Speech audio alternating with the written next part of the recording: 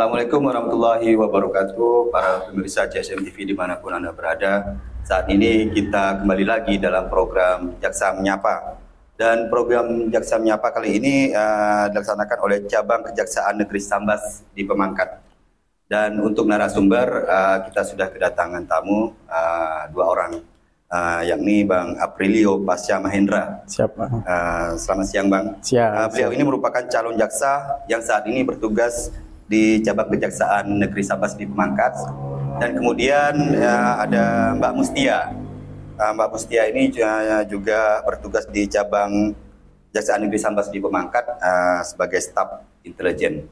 Oke. Terkait dengan penerimaan calon CPNS yang kemarin, kan kemarin kita sempat temanya seperti itu kan. Iya. Jadi kalau saya dapatkan data bahwa tahun kemarin itu kan terbesar ya. Siap, terbesar. Se-Indonesia, se-Indonesia 9.000 sekian gitu kalau Iya. salah dari data yang saya dapatkan. 9.000 sekian. Nah, untuk di Kecap Pemangkat sendiri, itu apakah memang udah ada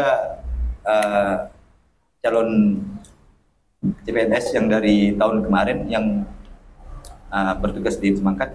Oke, terima kasih Bang atas undangannya pertama kali ya. Ya. Jadi sebelum saya masuk mungkin saya memperkenalkan diri dulu ya Bang, secara formal dulu. Jadi perkenalkan teman-teman, nama saya Aprilio Pasha Mahendra. Saya calon jaksa di Cabang Kejaksaan Negeri Sambas di Pemangkat.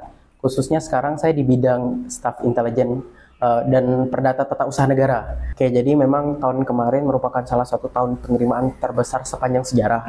Itu bukan cuma kejaksaan tapi semua lembaga PNS gitu. Kejaksaan bukan terbesar tapi cukup terbesar. Big Five kalau nggak salah ya Bang. Big Five, dia 11 kurang lebih 11 ribuan. 11 ribuan ya? 11 ribuan gitu, 11 ribuan. Cuman untuk yang lulus itu sekitar 9 ribuan. Dan ini tersebar dari Sabang sampai Merauke. Indonesia kan. Cuman kalau untuk pegawai baru kita belum dapat karena memang prosesnya masih diselesaikan di tingkat BKN karena kami tetap menginduk ke Badan Kepegawaian Negara. Gitu. Jadi memang belum ada. Cuman memang kita tidak tahu berapa yang diperlukan, itu kan pasti ada kajian. Kajiannya kami sendiri ada di bidang biro kepegawaian kejaksaan, ada juga dari Jaksa Agung bidang pembinaan. Nah, itu yang mengkaji, yang meletakkan itu di situ. Jadi memang kalau untuk cap jari pemangkat belum ada. Namun mungkin kita bisa sedikit kasih tips dan trik kali ya Bang, boleh. gitu kan, karena saya sendiri dari Sintang ke Sambas juga pas jadi calon jaksa ini ke sini. Jadi mungkin lebih ke persiapan apa aja sih kira-kira yang dipersiapkan ketika kita masuk ke tempat baru, ngadep ke kantor baru gitu. Apa tipsnya tuh? Jadi kalau untuk persiapan mungkin pertama mental, karena mental ini penting Bang, karena ketika kita masuk ke daerah baru, lingkungan baru, kita harus yang namanya adaptasi. Persiapan mental ini bisa dari minta support dari keluarga, terus juga ya mulai untuk membiasakan diri untuk hidup sendiri dan sebagainya. Karena kan kita ketahui bersama-sama kemarin kan juga ada lulusan yang SMA. Jadi mungkin ada yang belum punya pengalaman kerja sama sekali gitu Bang. Nah, terus kita juga ada yang daerah penempatannya jauh. Misalnya teman saya ada yang dari Jakarta, dia dapat penempatan di daerah Poso. Itu kan jauh sekali Bang. Nah, walaupun saya sendiri dari Sintang ke Sambas walaupun masih satu provinsi, tapi kan tetap lama ya Bang. Hampir 11-12 jam perjalanan. Nah, mental itu penting. Kemudian juga adanya persiapan juga surat-surat yang harus dipersiapkan karena kita ada yang namanya dosir kepegawaian. Nah, mungkin seperti KTP, terus mungkin kartu keluarga, akte, kemudian juga bisa BPJS, terus NPWP karena kita kan udah sistemnya pajak semua ya Bang. NPWP penting, terus ijazah tuh harus dari SD, SMP, SMA, termasuk transkrip nilainya. Jadi itu harus dipersiapkan. Kemudian juga nanti juga ketika udah masuk ada rekening-rekening untuk salary, untuk gaji gitu. Jadi itu nanti disesuaikan aja sesuai satuan kerjanya masing-masing. Kemudian juga yang pertama mungkin tips triknya aja sih. Ketika kalian udah nanti dapat SK baru, kan dikasih tahu kalian penempatannya di mana. Jadi saran saya mungkin bisa cari media sosial. Cari media sosialnya, mungkin nanti bisa DM gitu. Biasanya untuk beberapa satker ada yang disediakan rumah dinas, Bang. Nah, jadi mungkin biar membantu juga, karena kan kita ada keterbatasan ya, mungkin anggaran nggak semua bisa dapat. Cuman ada beberapa rumah dinas yang kosong, jadi dia nggak perlu ngekos, dia nggak perlu ngontrak. Jadi ada kos-kos yang dipotong di situ.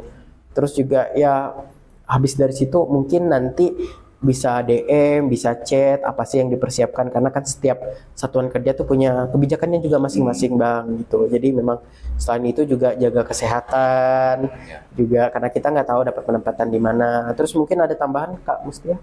Selain tips dan trik untuk kawan-kawan yang baru lulus kejaksaan, ada enggak? Mungkin pengalaman pribadi seperti apa yang dipersiapkan? Terus Mbak dia dari mana nih? Saya kebetulan dari Singkawang, Bang. Oh, dari Singkawang dekat lah. Jauh. Ya, mungkin sedikit lah tips dan trik untuk kawan-kawan yang baru lulus nih, mungkin kalau misalkan penempatannya seperti apa gitu kan. Tips dan trik dari saya untuk anak yang belum pernah bekerja sebelumnya ya, Bang. Cepat beradaptasi dengan lingkungan, dengan pekerjaan, karena itu penting sekali ya, Bang Pasya. Benar penting banget. Beradaptasi gitu ya. Jalin hubungan yang baik dengan senior, karena kan kita anak baru, apapun yang kita kerjakan sesuai dengan arahan senior. Tapi yang pasti memang harus juga seperti yang Mas jangan malu-malu nanya sih, Bang. Jangan malu-malu nanya. Beradaptasi dengan lingkungan yang baru, karena memang yang namanya kayak ruang lingkup kejaksaan kan kita tidak bisa meminta penempatan di mana kan. Benar. Karena harus sesuai dengan SK dan harus bersedia ditempatkan di seluruh Indonesia. Udah ya ditandatanganin sebelum daftar tuh, Bang. Siap bersedia ditempatkan di mana saja, nanti ada materai kan. Artinya kita harus siap, karena di lingkungan lain itu kan kadang-kadang budayanya beda, kondisi wilayahnya juga beda gitu kan. Jadi mungkin ini masyarakat yang berkeinginan atau yang sudah lulus sebagai CPNS dari kejaksaan lah khususnya, bisa melihat dari tips dan trik yang disampaikan oleh Mas Pasya dan Mbak Tia. Bang Priyo mungkin Bang Pasya ya panggilannya ya. Siap, Bang Pasya aja. Jadi untuk Jaksa Menyapa kali ini mungkin masyarakat masih belum paham atau belum mengetahui terkait dengan tugas pokok dan fungsi kejaksaan. Nah, secara umum itu Bang ya, mungkin bisa dijelaskan terkait dengan tugas fungsi dan tugas pokok dari kejaksaan, silakan. Mungkin dari tugas dan fungsi muncul istilah pengertian.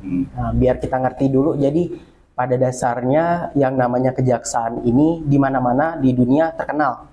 Di Amerika, di Eropa terkenal dengan yang namanya sebagai penuntut atau prosekutor. Jadi kalau kita melihat undang-undangnya sendiri, memang kejaksaan ini merupakan lembaga penegak hukum di bidang kehakiman, khususnya di penuntutan dan pelaksanaan putusan hakim. Jadi secara kasarnya gitu, terkait tugas dan fungsinya cukup luas ya kita, Kak.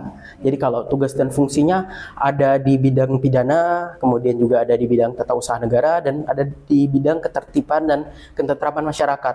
Mungkin biasa yang kita ketahui kalau di bidang pidana, jaksa sebagai penuntut umum, jaksa juga sebagai pelaksanaan putusan hakim, di mana jaksa ini mengawal putusan hakim ini apakah sudah sesuai dengan prosedural. Misalnya ada yang di pidana, itu kita memastikan benaran nggak dia di penjara, benaran nggak dia ada sampai di lapas gitu. Nah, kalau yang lebih sekarang terkenal mungkin kejaksaan sekarang kan lagi naik-naiknya, karena kejaksaan ini berhasil ciptain ciptain yang namanya Liga Korupsi Indonesia. Tuh, nah juga tahu ini, saya itu kan. Nah ini Bang. Juga. Jadi di undang-undang atau di KUHP sendiri, kejaksaan diberikan wewenang untuk melaksanakan melaksanakan penyidikan di bidang pidana tertentu, khususnya di bidang korupsi. Ya. Makanya seperti yang kita ketahui sekarang, kejaksaan kok bisa nangkap orang koruptor, padahal masyarakat mungkin lebih kenal KPK ya Bang. Ya. Padahal sebenarnya tanpa adanya KPK, dari dulu memang kejaksaan itu salah satu tusinya itu memberantas para korupsi ini. Kemudian juga di bidang ketertiban ketentraman masyarakat, jaksa juga hadir sebagai lembaga yang mampu, bukan lembaga yang mampu, tapi lembaga yang hadir di tengah masyarakat untuk menciptakan yang namanya kesadaran hukum. Makanya pada saat ini ya, kita ada di sini untuk sama-sama sharing terkait hukum, terkait kejaksaan, dan itu juga kita juga ada program yang namanya Jaksa Masuk Sekolah yang punya target. Jadi biar siswa-siswi ini lebih mengenal tentang hukum gitu Mas, kurang lebih ya. Mungkin kalau misalnya pengertian secara lebih jelas lagi mungkin kita bisa sama-sama Google gitu Mas. Ya. Jadi artinya tugas dan fungsi kejaksaan ini bukan hanya melakukan penyidikan atau dalam proses hukum, tapi juga melakukan sosialisasi hukum ke masyarakat. Siap, Mas, siap. Ya. Terutama terkait dengan fungsi kejaksaan tadi terkait hal korupsi kan. Ya walaupun tadi sebelum jauh-jauh dibentuk KPK, memang kejaksaan sudah melakukan fungsinya terkait dengan pidana khusus terutama korupsi tadi itu kan. Ya. Apalagi sekarang kan memang yang saya tahu kan tingkat kepercayaan masyarakat di antara lembaga-lembaga hukum memang kejaksaan paling tinggi. Nah itu mungkin salah satu yang menjadi harapan masyarakat lah terkait dengan keberadaan kejaksaan. Nah kemudian ini kan terkait dengan fungsi tugas pokok dari kejaksaan ya secara umum gitu kan. Kemudian kita kembali lagi terkait dengan aktivitas dari kejaksaan sendiri, selain dari kan banyak kejadian-kejadian khususnya yang ada di Pemangkat lah. Kejadian yang di Pemangkat, terutama yang di Pemangkat ini memang banyak sekali kasus-kasus yang melibatkan kenakalan remaja. Benar. Nah mungkin nanti di antara salah satu narasumber saya ini mungkin bisa menjawab terkait dengan kenakalan remaja. Artinya apakah dari cabang Kejaksaan Negeri Sambas di Pemangkas sendiri terkait dengan kenakalan remaja, upaya-upaya apa yang sudah dilakukan terkait dengan kenakalan remaja ini? Ya silakan. Mungkin Mbak Dia silakan. Oke. Sebelum masuk pada kasus kenakalan remaja, sebaiknya kita mengetahui dulu apa itu definisi dari kenakalan remaja. Kenakalan remaja itu perilaku yang menyimpang dari norma, hukum, dan aturan yang berada di dalam masyarakat. Apakah memang selama ini atau setahun terakhir lah, paling tidak bisa diperkirakan kan, kasus-kasus yang sudah ditangani cabang Kejaksaan Negeri Sambas di Pemangkat terkait dengan kenakalan remaja ini udah berapa banyak, terus kasusnya sudah sampai sejauh mana gitu? Bisa dijawab, silakan. Kasus yang sudah ditangani oleh kami di Cabjari Pemangkat, salah satu dari kenakalan remaja yaitu yang pertama pencabulan. Selanjutnya bisa dijelaskan oleh rekan saya. Baik Mas, jadi mungkin saya akan kita callback sendiri lah. Udah berapa bulan ini kan udah masuk bulan Mei. Udah sekitar 5 bulan berjalan. Jadi kalau kan? Benar Mas, jadi ya saya tuh di Cabjari Pemangkat baru 1 tahun, 1 tahunan. Jadi ketika saya masuk ke sini, saya ngelihat sendiri bagaimana tingkat kenakalan remaja cukup tinggi.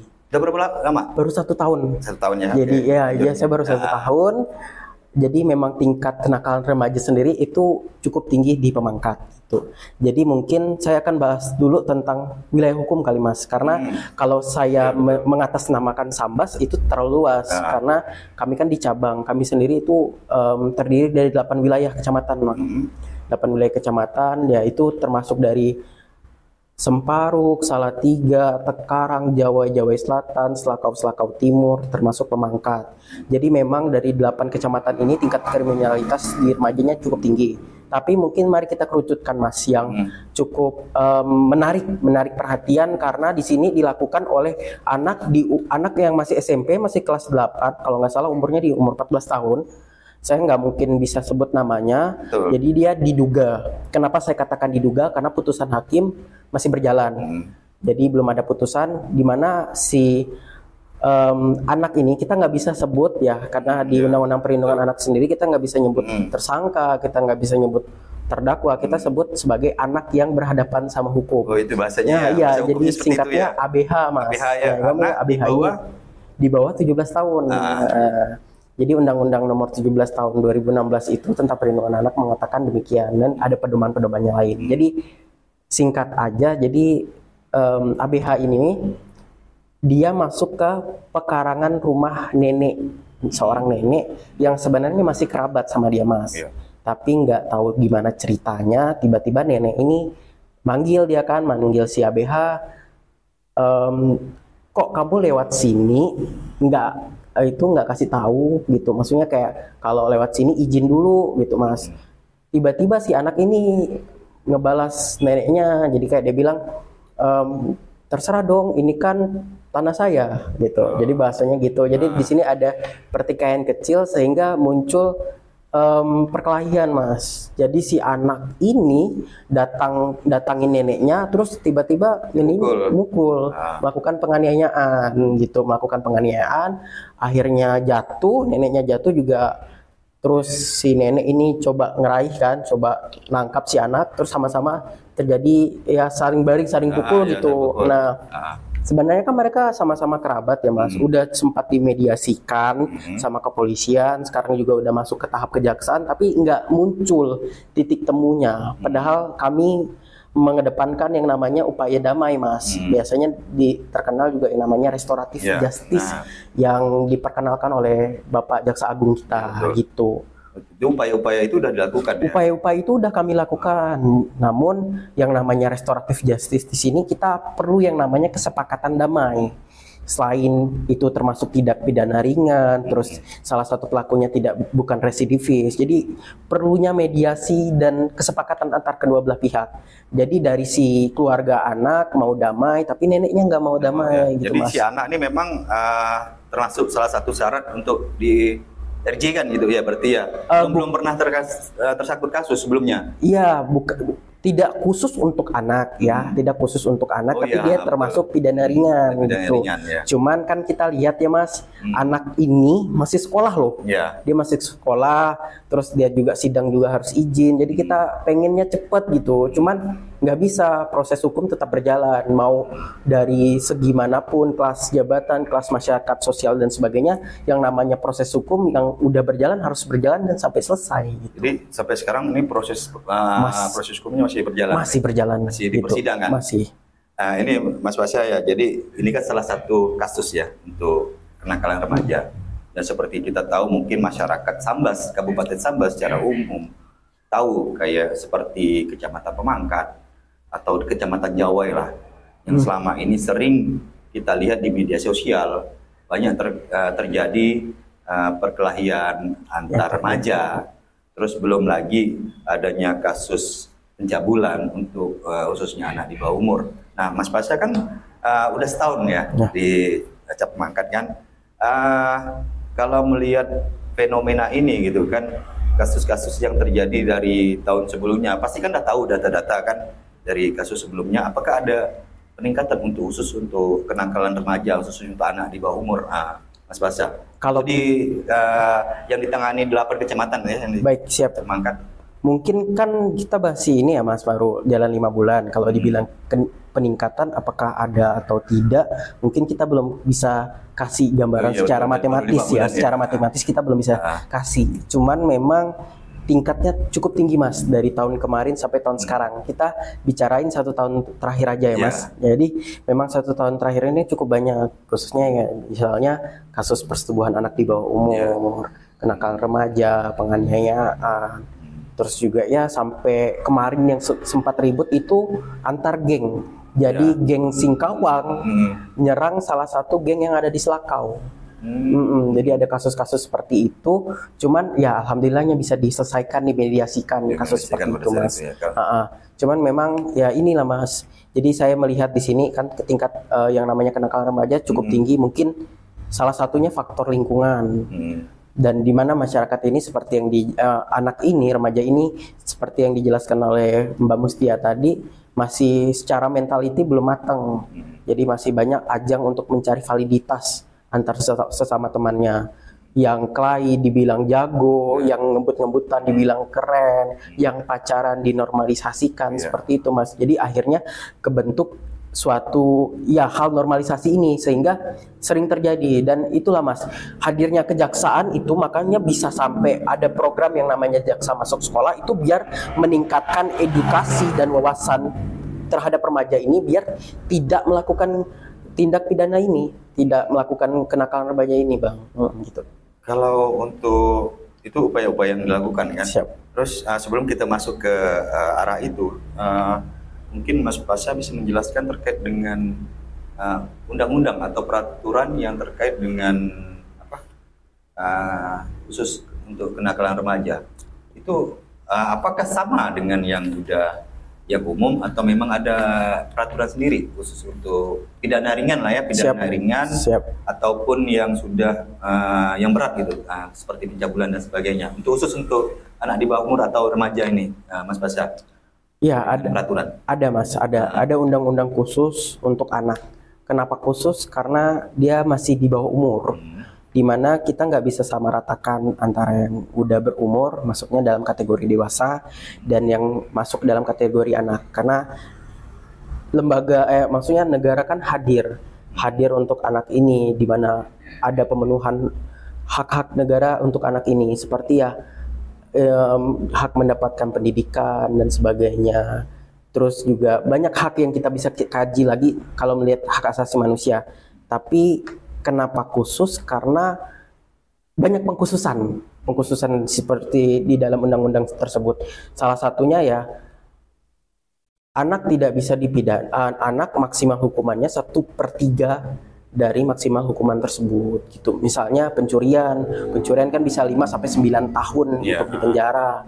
Untuk tindak pidana pencurian yang kita kategorikan berat ya Mas.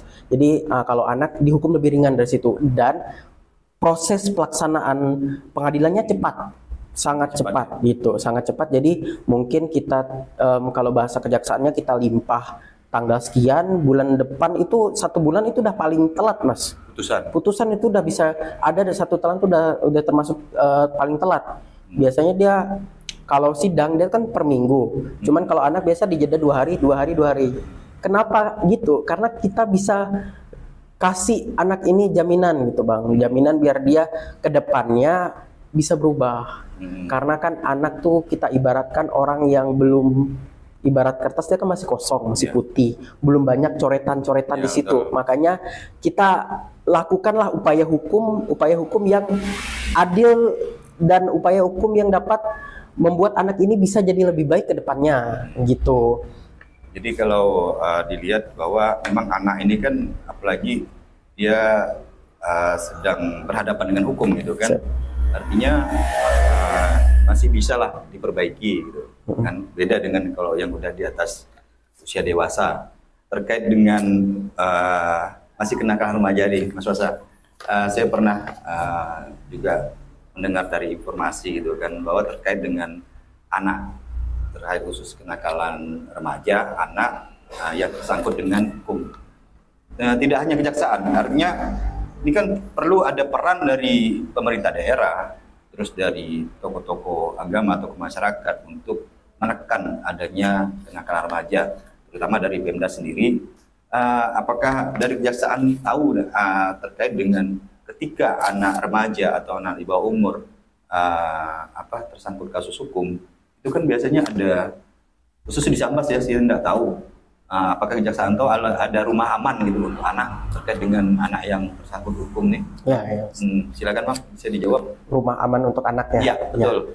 Jadi memang rumah aman untuk anak ini memang untuk di beberapa kabupaten memang ada ya. Jadi tapi mungkin kalau dibilang apakah kejaksaan terlibat juga di situ, kita tidak bisa bilang iya dan tidak. Karena memang salah satunya kan tadi tugas dari kejaksaan itu pelaksanaan putusan hakim itu. Kita juga tetap lihat gitu. Tapi Mas, kalau misalnya putusan hakim biasanya khusus anak, itu nanti dia ada yang namanya pemberdayaan atau dikasih sekolah, dikasih kursus buat anak ini. Jadi sebelum anak ini lepas dari lembaga pemasyarakatan tentang anak ini, jadi dia nanti dikasih semacam kursus. Jadi dia ketika udah masuk ke masyarakat dia siap gitu.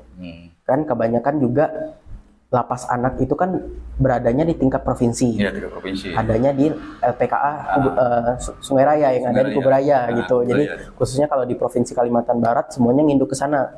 Jadi beberapa kali juga kami mengawal putusan eksekusi dari anak itu kami kawal sampai ke LPKA Kuburaya itu Mas gitu. Jadi memang di sana juga udah dididik, di sana juga udah dibina dan dikasih ya wejangan-wejangan biar ketika dia udah keluar dari LPKA itu dia siap untuk mengabdi atau dia siap untuk menjadi anak yang lebih bagus. Apalagi juga kebanyakan dari yang awalnya anak keluarnya dari situ dia udah bisa termasuk kategori dewasa gitu. Kategori dewasa. Artinya sedikit banyak ada juga peran dari kejaksaan dalam membina anak yang tersangkut masalah hukum berarti ya. Dan ini Mas Pasya, saya juga dapat informasi kalau bahwa kasus yang melibatkan anak di bawah umur untuk Kabupaten Sambas cukup tinggi. Di Kalbar ya, dibandingkan dengan kabupaten-kabupaten lain. Nah, terutama terkait dengan kenakalan remaja lah, termasuk juga kasus pencabulan tadi. Nah, kira-kira kalau menurut Mas Pasya sendiri dari kejaksaan lah melihat kan faktor-faktor apa sih yang menyebabkan kejadian kenakalan remaja ini semakin lama semakin meningkat? Selain dari faktor lingkungan ya, tidak disampaikan gitu apa saja yang menjadi faktor terkait dengan persoalan itu. Oke. Baik, memang benar yang dikatakan Bang Nova ya. Jadi tingkat kenakalan remaja di Sambas cukup tinggi. Ini bisa dibuktikan dengan data-data yang ada gitu. Karena salah saya pernah baca data BPS terkait kenakalan remaja di Sambas itu cukup tinggi gitu. Dan ketika saya melakukan eksekusi putusan atau pengawalan putusan itu, ketika sampai ke LPKA biasanya ditanya dari mana? Oh dari Sambas, oh dari Pemangkat. Jawabannya, ya benar. Mas, saya pun itulah kawan kan sempat di LPKA kan berkunjung di situ. Sekali ditanya salah satu dari mana? Dari Sambas. Tanya satu dari Sambas. Nah itu jadi satu pertanyaan. Itu Bang. Saya sampaikan. Memang berarti kan cukup tinggi. Sampai kok jawabannya kok Sambas lagi, kok Sambas lagi. Nah ini kan muncul pertanyaan kenapa ini bisa terjadi? Tadi Bang Nova nanya selain faktor lingkungan kan, tapi gini Bang, kita kalau misalnya kita bahas dari satu atau dua faktor cukup tidak menggambarkan. Ya kan ada internal dan eksternal. Mungkin dari internalnya dulu Mas gitu. Jadi kalau internalnya faktornya itu cukup banyak. Yang pertama adanya ketidakharmonisan di dalam rumah tangga. Itu salah satu faktor yang sangat-sangat buat anak tuh ngerasa untuk mencari perhatian dia melakukan sesuatu. Itu sering terjadi. Nah, faktor orang tua itu sangat penting. Bagaimana orang tua melakukan parenting terhadap anaknya, terus bagaimana apakah orang tua itu siap menjadi orang tua, kemudian apakah juga lingkungan-lingkungan tersebut mendukung, dan yang paling penting pendidikan. Pendidikan itu sangat penting, di mana jika pendidikan ini tidak bisa mengcover anak-anak ini untuk berbuat lebih baik, maka mereka akan menormalisasikan hal-hal yang berbau kenakalan remaja. Contohnya misalnya merokok, anak-anak di bawah umur sekarang, anak SD, SMP, SMA, itu saya udah sering ngelihat di Pemangkat itu banyak anak-anak yang udah mulai ngerokok, kemudian juga ada yang ngelem gitu, terus pacaran, dan masyarakat kayak biasa, masyarakat biasa aja. Dan ini yang muncul rasa kekhawatiran di saya Bang. Harusnya masyarakat, apalagi orang tua mau peduli, mau menegur, untuk menjelaskan kalau ini tuh nggak bagus, ini nggak baik. Ketika suatu ketidakpedulian muncul, maka akan banyak hal-hal yang lazim, hal-hal yang dilazimkan Mas, hal-hal yang tidak bagus itu jadi normal gitu, jadinya gitu. Betul, saya setuju tuh Mas Pasya. Artinya memang kondisi Sambas memang ya, saya orang media kan, jadi ketika melakukan liputan atau kita investigasi gitu, hal-hal seperti itu memang dianggap awam gitu bagi mereka gitu. Jadi artinya upaya-upaya yang dilakukan oleh para penegak hukum, terus tokoh masyarakat, pemerintah daerah, sepertinya tidak terlalu berpengaruh gitu terkait dengan upaya-upaya yang dilakukan untuk menekan angka kenakalan remaja tadi. Nah, selain itu, Mas Pasya, ada juga yang mau saya tanyakan, mungkin masyarakat ingin tahu terkait dengan anak yang terkasus atau terkait dengan hukum itu, kalau misalkan putusan, terkait dengan putusan. Apa itu putusan berapa batas maksimal putusan untuk anak yang tersangkut dengan hukum? Pasah yang Mas Pasah ketahui? Jadi kalau yang saya ketahui Mas, memang yang namanya anak itu juga kan dia punya undang-undang khusus. Berarti dia terkait dengan yang namanya asas hukum, yaitu lex specialis de regulat generalis. Jadi undang-undang khusus itu lebih tinggi daripada undang-undang umum. Gitu, jadi ya. Memang kita kan seperti yang kita ketahui, yang namanya hukuman itu atau sanksi pidana dan sebagainya diatur yang namanya KUHP, kita undang-undang hukum pidana. Namun ada undang-undang khusus di mana dia bisa lebih mengcover, lebih bisa menjamin, karena kan fungsi dari hukum itu sendiri adalah menciptakan ketertiban dan keadilan juga, keadilan pada masyarakat. Jadi kalau maksimalnya seperti yang saya udah jelaskan tadi Mas, 1/3 dari hukuman tersebut, dari maksimalnya. Misalnya maksimal 15 tahun, dia bisa dapatnya 15 tahun maksimal 15 tahun. KUHP gitu kan. Ya. Jadi dia 5 tahun aja paling maksimal. Atau maksimal maksimal itu Mas itu. Jadi memang kita lihat lagi perbuatannya apa. Kita kan tidak bisa mengeneralkan semuanya. Ada juga di luar sana anak-anak yang masih dalam kategori anak tapi udah membunuh. Membunuh, apalagi membunuhnya berencana dan sebagainya. Namun tidak ada yang dikenal di dalam anak ini dikenakan hukuman seumur hidup. Tidak ada hukuman seumur hidup untuk anak gitu. Karena seperti yang saya udah jelaskan tadi, anak ini masih bisa dibina. Anak ini merupakan harapan negara. Apalagi kita ketahui nanti kita akan dihadapkan yang namanya bonus demografi, di mana anak-anak sekarang, remaja-remaja sekarang adalah pion-pion utama negara untuk menjalankan pemerintahan, menjalankan fungsi dan sebagainya. Jadi semua anak dijamin untuk mendapatkan keadilan, dijamin untuk mendapatkan hak-hak tersebut. Jadi walaupun dia berbuat salah, tapi jika dibina dan jika diwadahi oleh pemerintah itu sendiri, maka dia menjadi insan yang lebih baik dari sebelumnya gitu Bang. Mereka anak-anak ini juga merupakan calon-calon pemimpin kan ke depan kan. Siap Bang. Nah, terkait dengan itu kan udah banyak upaya-upaya yang sudah dilakukan oleh Kecap Pemangkat kan dalam meminimalisir kenakalan remaja. Dan salah satunya melaksanakan kegiatan jaksa masuk sekolah. Mungkin Mbak Tia nih Mbak, untuk selama ini udah berapa kali atau di mana kegiatan-kegiatan jaksa masuk sekolah ini dilakukan khususnya di Kecap Pemangkat? Silakan Mbak. Untuk kegiatan jaksa masuk sekolah sudah kita lakukan di beberapa titik. Salah satunya itu SMA Salatiga. Tahun ini Mbak maksudnya? Untuk tahun ini ya? Jadi tahun ini dimulai dari SMA 1 Salatiga. Terus baru sekali? Iya. Baru sekali ya? Di sini ya? Ya. Kan jaksa masuk sekolah ini menjadi program kejaksaan kan? Sudah dilakukan dari tahun-tahun sebelumnya. Nah, kalau dari pemantauan Kecap Pemangkat sendiri, sejauh mana program jaksa masuk sekolah ini bisa menjadi lebih baik lah dalam mengantisipasi atau meminimalisir atau mengurangi kenakalan remaja tadi? Apa sih yang disampaikan dari kejaksaan dalam kegiatan jaksa masuk sekolah itu? Mbak, silakan. Untuk materi dalam jaksa masuk sekolah, kita ada beberapa edukasi yang kita berikan kepada masyarakat, khususnya kepada anak sekolah ya Bang Nova.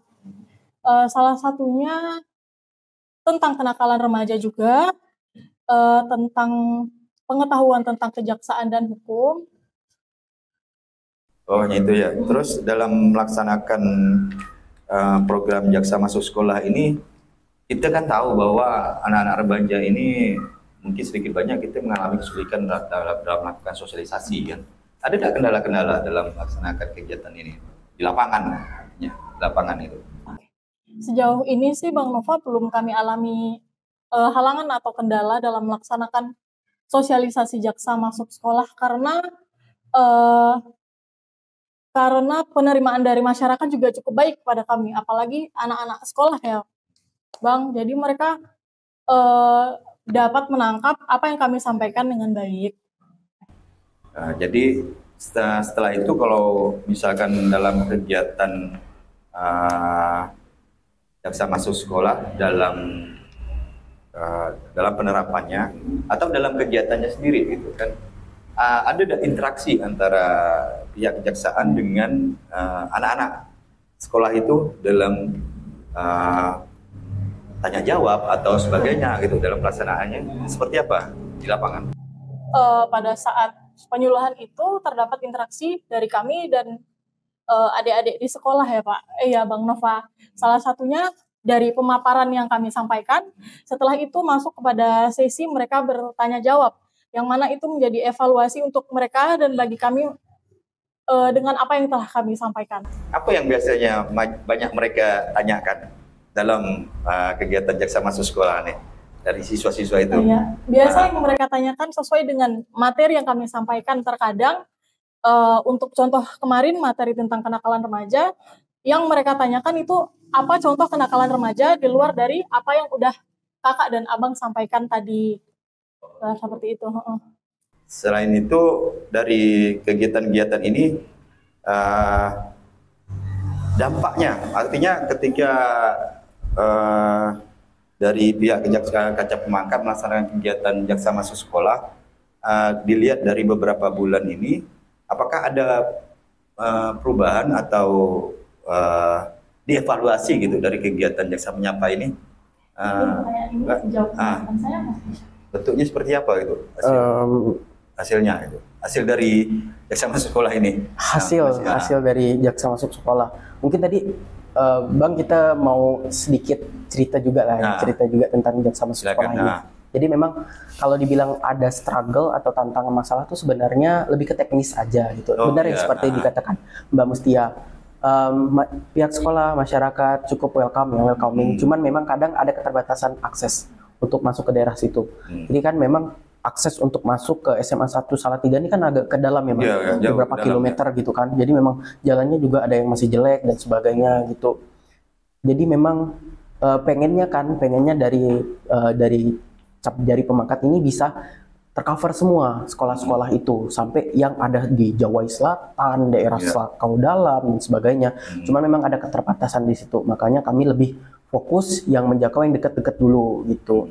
Jadi terus kalau ditanya evaluasinya seperti apa, mungkin ya memang dari pemaparan materi aja. Jadi pemaparan materinya kan kayak gini, kita nggak bisa kasih materi yang sama untuk orang dewasa dan anak remaja. Harus kita kolaboratifkan atau kita kombinasikan. Misalnya contoh gini, anak kan sekarang pada suka nge-game ya. Nah, gamenya mungkin seperti Mobile Legends, Free Fire, PUBG dan sebagainya. Jadi mungkin dari ikon, dari presentasi poin yang kami sampaikan, kami ada kasih gambar gitu. Nah, kan kalau untuk anak SMA mungkin kan biasa aja, tapi kalau anak SD mereka jadi excited. Mereka ngelihat ke, wih apa nih gitu kan. Jadi gitu.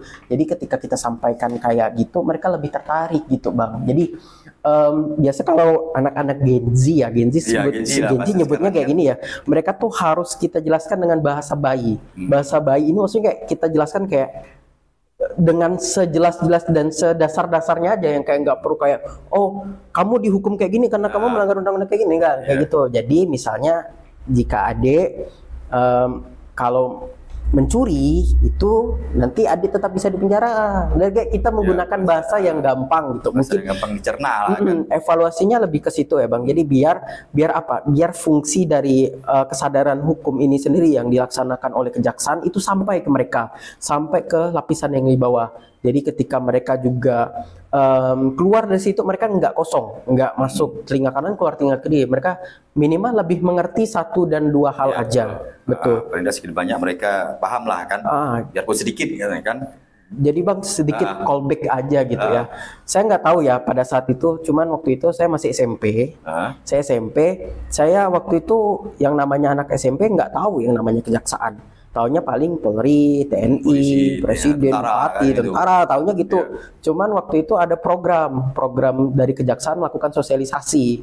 Waktu itu jaksanya membawa barang bukti. Saya pikir lembaga apa ini? Maksudnya kayak kok ada orang bisa bawa barang bukti selain polisi dan tentara kan? Saya pikirnya seperti itu. Ternyata kejaksaan mengelola barang bukti itu. Malah sekarang lebih khusus, ada yang namanya Badan Pemulihan Aset barang bukti yang dikelola oleh kejaksaan itu sendiri. Jadi saya tuh merupakan produk-produk dari sosialisasi ini Bang. Oh, salah satu ya. Saya produk itu. Jadi kayak saya lebih mengenal, saya lebih tahu. Jadi muncul perhatian dan muncul merasa ingin tahu lebih jauh gitu. Mungkin anak-anak yang sebenarnya punya potensi untuk mengenal hukum, suka tentang dunia sosial, suka dengan dunia-dunia yang itu, jadi lebih tertarik gitu Bang. Nah jadi memang program ini sangat mengefek menurut saya Bang, karena saya merasakan sendiri efeknya dan juga kan kami juga ada Instagram, mungkin bisa di follow nanti kan, Cap Jari Pemangkat. Jadi di situ kan kami buat konten-konten juga. Nah konten di situ ada juga yang DM, Bang saya ini gimana, Bang saya ini gimana. Sampai pernah ada pertanyaan seperti ini Bang.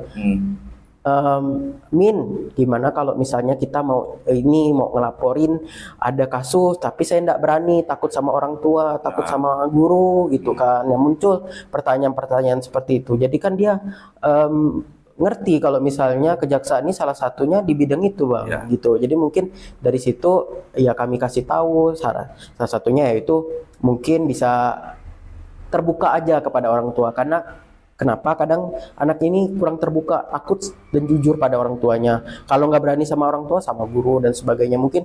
Nah kita di sini hadir untuk mendorong mereka biar lebih terbuka sama lingkungannya gitu. Jadi mungkin apapun dan dimanapun kondisinya, ketika mereka udah tahu jaksa ini hadir di tengah masyarakat, mereka bisa bertanya di situ Bang, lewat yang namanya media sosial ini. Gitu. Berarti ini sekalian sosialisasi lah ya keberadaan Instagram Kaca Pemangkat kan. Dan memang selama ini mungkin masyarakat belum tahu gitu kan, bahwa memang kejaksaan selain ya mungkin masyarakat taunya wah di peradilan kan, dalam proses pengadilan atau segala macam kejaksaan, bahwa mereka tidak tahu bahwa kejaksaan juga menyiapkan kalau ada masyarakat ingin konsultasi hukum dan sebagainya gitu kan. Dan ini saya pikir kalau khusus untuk remaja tadi, keberadaan jaksa masuk sekolah sekaligus mensosialisasikan keberadaan kejaksaan. Siap, benar. Itu yang intinya. Benar kan? banget. Nah, kalau untuk Samba sendiri kemarin, apalagi SMA kan, SMA Negeri 1 Selakau kemarin ya katanya. Salatiga Bang. Salatiga, sorry, maaf. Salatiga kan. Kalau untuk anak-anak SMA itu penyampaiannya apakah sama dengan untuk yang kayak anak SD tadi yang disebutkan dengan Mas Pasha kan, ya, bahasanya beda. Kalau untuk anak SMA seperti apa sebenarnya penyampaiannya itu? Jadi memang kalau misalnya SD, SMP, SMA pasti ada perbedaan, pasti. Karena kita mengkaji juga yang namanya wawasan, mengkaji juga dengan bahasa yang kita keluarkan. Mungkin kalau kita menggunakan bahasa yang lebih, bahasanya ya bahasa yuridis, ya bahasa hukum, mungkin mereka kurang ngerti. Tapi kalau kita sampaikan dengan bahasa atau pemahaman yang lebih enak, kenakan mereka, itu pasti lebih masuk di mereka. Jadi kalau misalnya muncul pertanyaan apakah beda, pasti beda. Terus muncul lagi pasti pertanyaan bedanya di mana?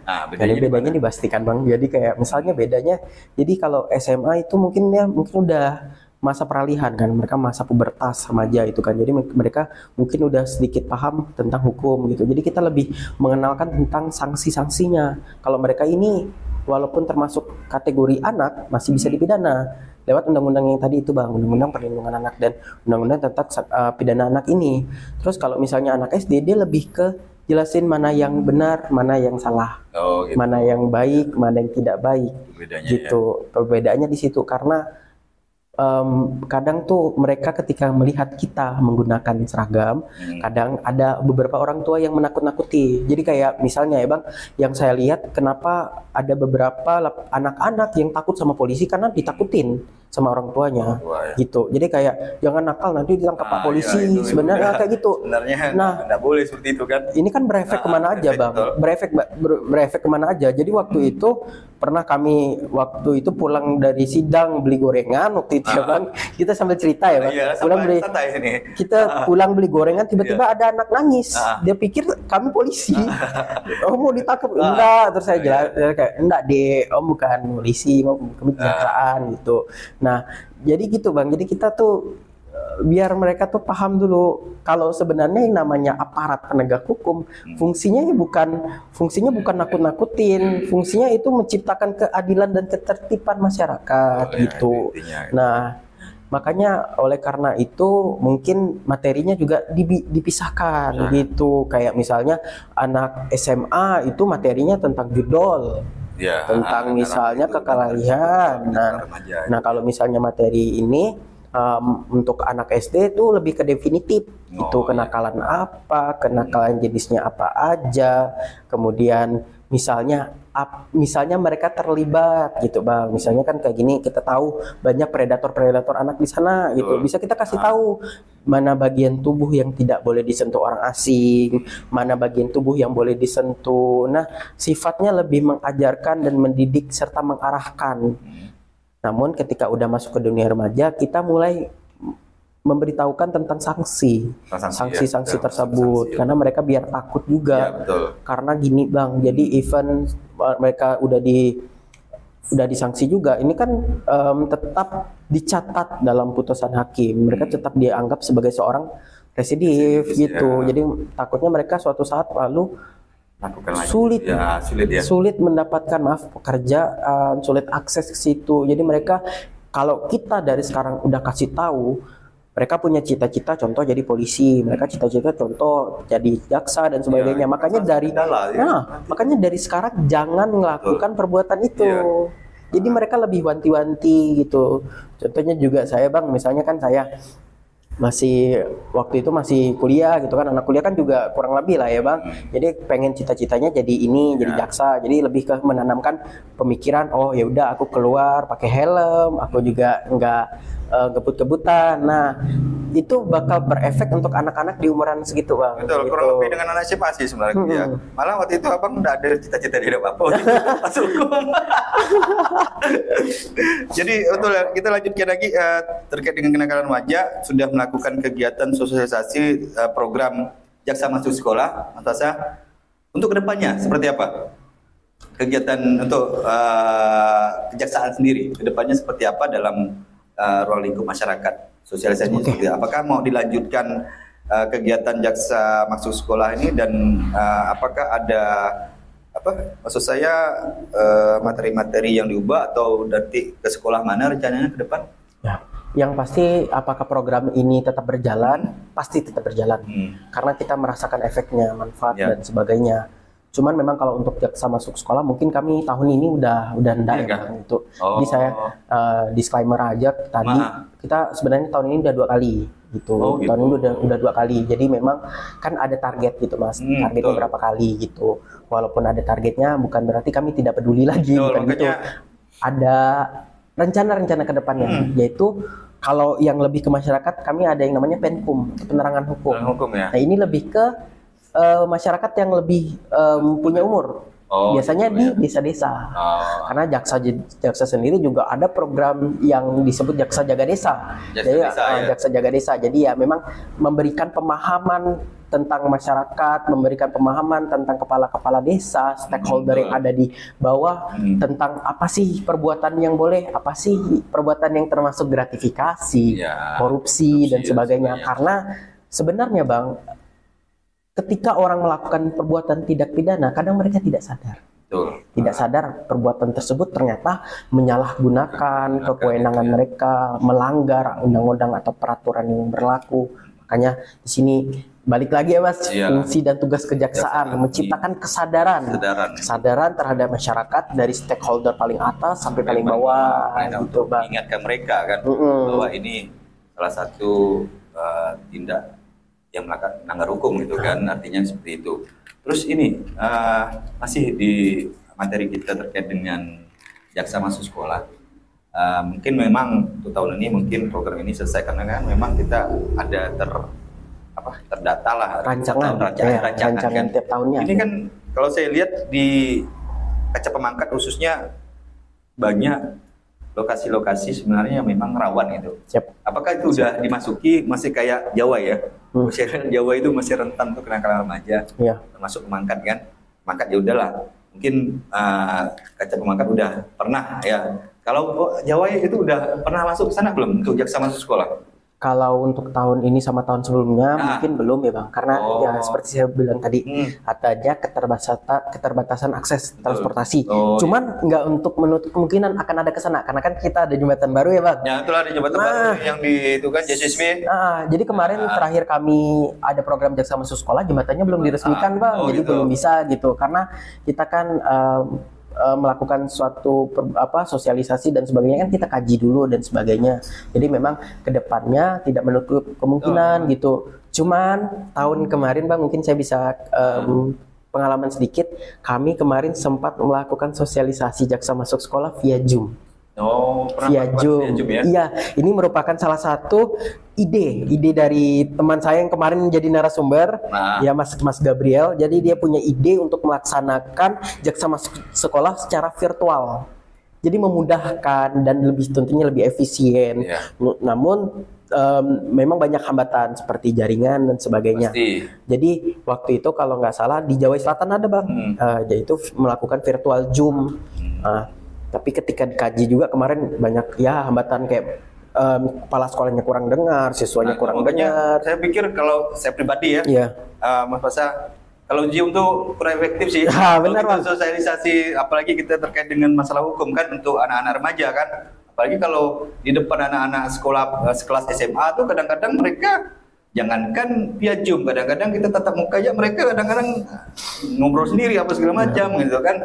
Makanya mungkin saya sarankan itu kan, tidak ada salahnya kita menyarankan kalau untuk dijauhi lah, boleh tuh jaksa masuk sekolah karena karena tingkat kenakalan remaja di sana cukup tinggi, apalagi kalau dari media sosial ya, saya perhatikan ya, berkebut di jalan, terus perkelahian antar remaja, belum lagi banyak kasus yang pada saat JSSB itu diresmikan kan, udah berapa kali ya kasus-kasus perkelahian di situ kan. Nah itu perlu juga jadi perhatian lah untuk program kejaksaan ke depan. Nah, oke, terima kasih Mas Pasha dan Mbak Tia atas kesediaannya di studio kami.